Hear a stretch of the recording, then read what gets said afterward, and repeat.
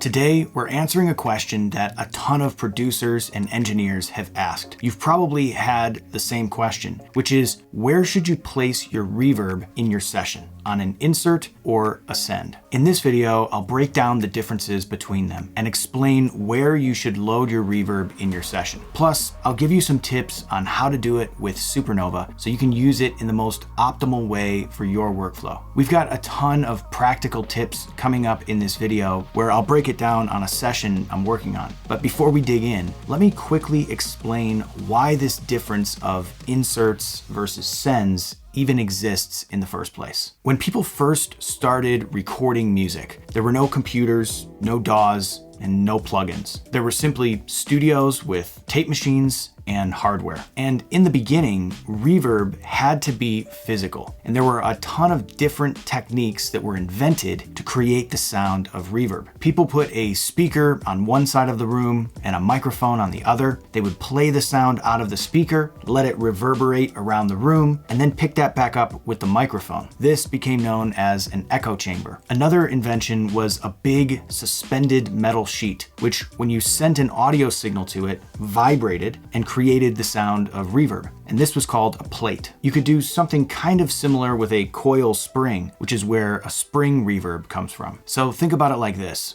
In order to use reverb on your mix, you needed to have an entire dedicated room or big expensive plates that take up a lot of space. You couldn't just have dozens of these laying around ready to pull up on each individual track. It just wouldn't make sense. So engineers figured out a genius way around this with a send and return system. They could send different amounts of different tracks to the same reverb source. Then they could bring that reverb back into their mix and blend it in and have reverb applied across their entire mix. With this system, you now have reverb on all the elements of your mix that you want, and you only needed one source, whether it's a chamber or a plate. So that's the origin of sends and returns and why it exists in the first place. Okay, so fast forward to when software and DAWs became available in the early 1990s. These new tools, in a lot of ways, were built to mirror the existing workflows that engineers were already using. And that included using sends and returns. Plus, it was pretty convenient because reverb, as it turns out, is one of the most CPU intensive processes you can run. And back in the 90s and 2000s, CPU power was hard to come by. So instead of bogging down your CPU with a ton of reverb plugins applied on individual tracks in your mix, the send and return system worked great. You could load a single CPU intensive reverb and then use sends and returns to use it across your entire session. Okay, so fast forward to today. What's different? Well, CPUs have become unbelievably powerful. Plus, certain DSP algorithms have become so efficient that you can run hundreds of them on your session without even coming close to choking your CPU. So the technical limitation that always forced engineers to use sends and returns is no longer really a technical limitation. Now, that doesn't mean there isn't still a benefit to using sends and returns for your reverbs. Using a single reverb on your aux track can help you cultivate a more cohesive sense of space in your mix, because all of the tracks you send to it will be in the same space, which can give you a little bit of added realism if that's what you're looking for. Plus,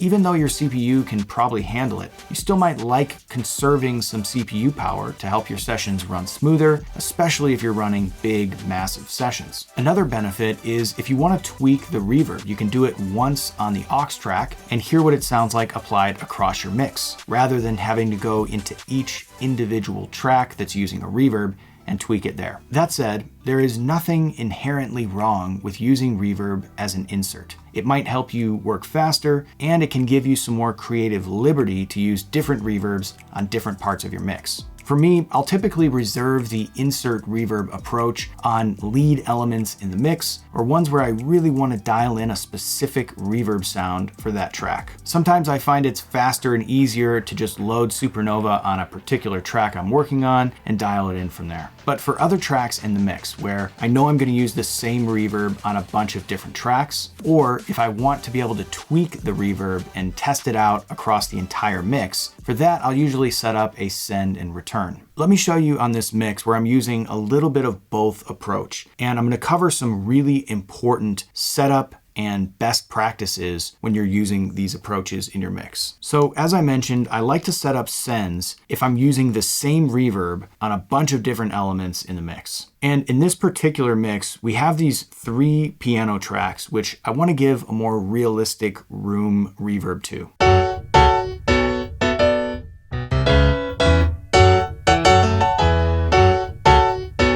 So right now they're very stark and dry, and they could use a more realistic room to help fit them into the mix better. So we can see I've got an aux track called Reverb with Supernova loaded up, and I'm sending these 3 pianos using a send into this aux track. And listen to what happens to these pianos as we bring this Reverb up.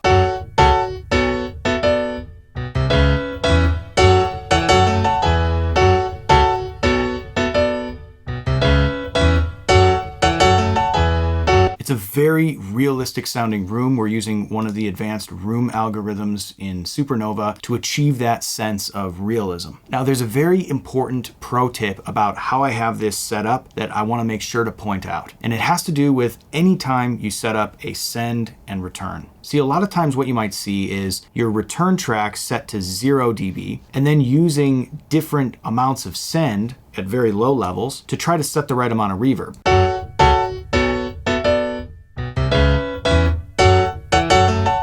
But you can see that we're sending just barely any input into Supernova. And that means we're not getting the full depth and detail in the dynamic range. So instead of doing it this way, make sure that you're always sending enough signal. I try to send roughly around 0 dB on average into whatever return track I'm using for my reverb. Now I can set the amount of reverb just with the fader here.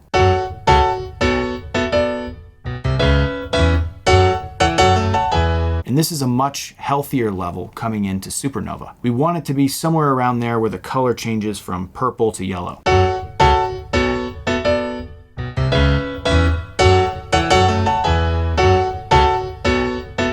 And by doing this, we're making sure that we're getting the full depth and dynamic range of the algorithm. So this is what it should look like when it's set up correctly. Now you'll notice we can still send different amounts of each track. This one we're sending -3.5, this one we're sending 0.6, this one we're sending -1.7. So we can still send different amounts of each track, but we just have to make sure that whatever your plugins are getting on your return track is coming in at a good level to make sure you're getting all that dynamic range. So let's go back to the session. You can see I'm also using a send and return for the vocal reverb. Here I've got a beautiful vocal plate. It's incredibly clear and lush. And I'm also using a little bit of this mellow delay to give us a little more movement and character to our space. Take a listen to this as we bring it up on the vocals. If you wanna dance, oh baby, come to. I don't wanna dance in fun without you. If you wanna dance, oh baby, come to. I wanna know. If you wanna dance, oh baby, come to. I don't wanna dance in fun without you. So by setting this up as a send, I've got both the chorus and verse vocals going into it. You can see I'm sending less of the verse vocal than the chorus. And that's because in the chorus, I want this vocal to get bigger. And this helps it do that. Listen to the transition from verse to chorus. You got that power to melt all in me. If you wanna dance, oh baby, come to. I don't wanna dance in fun without you. If you wanna dance, oh baby, come to. I wanna know.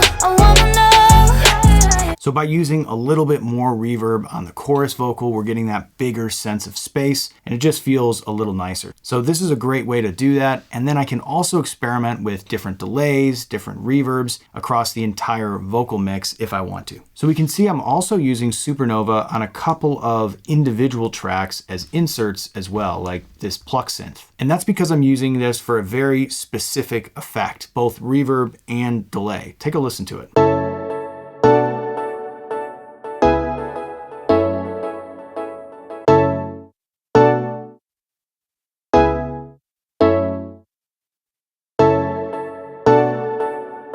So this downsampled delay is really cool because we get a little bit of that crunch on the transient in a really natural way. And then we're also using the vintage plate to give some sustain back to this pluck synth. It sounds really nice and big. So anytime I'm doing a very specific creative effect like this, I'll generally load Supernova as an insert. It doesn't really have any advantage to setting it up as a send and return, and this is just a faster workflow to load it right on the track. So back to the original question, should you set up your reverbs as a send and return or as an insert? And as you can see, there is really no right way to do it. Now you understand why the difference even exists in the first place, so you can understand what the benefits are of setting up a send and return, as well as the benefits of setting it up as an insert. And the best thing to do is to choose whichever works best for your workflow. You can see that sometimes even in the same session, you might use both options to achieve different effects. If you enjoyed this video and learned something, leave us a comment, give it a like, and subscribe for more tutorials like this. And as always, happy mixing.